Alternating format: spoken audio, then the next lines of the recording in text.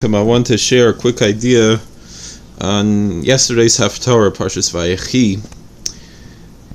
We read about, it's not really about the Haftarah, but it has a connection. In the Haftarah we read about the passing of David HaMelech, and there we read about how he passes on the royal lineage to Shlomo HaMelech. King David passes away and passes the royal lineage to King Solomon. Now the Jerusalem Talmud, the Yerushalmi and Shkolim, is a very beautiful teaching. It says that the Leitzoni adore that there were mockers, bullies, who exist in the generation of King David. It says there's bullies and mockers in every generation.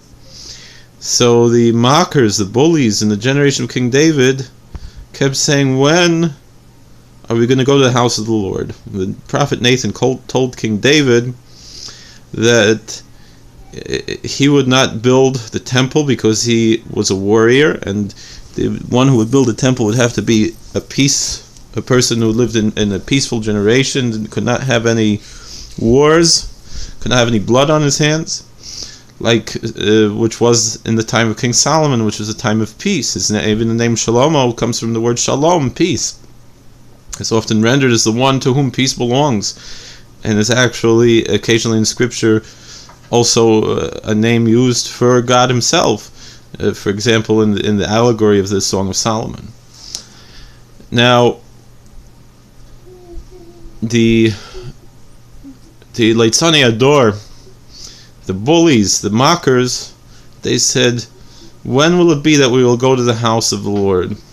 Meaning, David, when are you going to die already so your son Solomon can build a temple? And King David said, as it says in the Psalms, we know very well, Samachti ba'omer li beis Hashem nelech. I rejoiced when they said to me, let us go to the house of the Lord, meaning, I rejoiced when they said to me, when will we go to the house of the Lord? That's what the Jerusalem Talmud says, that King David didn't care about his own life, he cared about something well beyond himself, a future, and he was willing to give up his own life for the sake of that future. The Jerusalem Talmud in that passage ends off by saying that God said that He appreciates the kindness and the justice that King David meted out just by living a life of righteousness. And meaning justice means righteousness, that kindness and righteousness that King David did in helping other people, through that was worth more to God, kiviyachol, so to speak, than all of the thousands of sacrifices, millions of sacrifices that would be offered in Solomon's temple. And so that's also a message for us, that when we, and that's what it says in the Proverbs, that it's better a good deed and kindness and righteousness than sacrifices. So too, we have to embrace the opportunities that we have. Yes, we mourn that we don't have the Holy Temple in Jerusalem, but we also have to embrace and make the most of what we do have.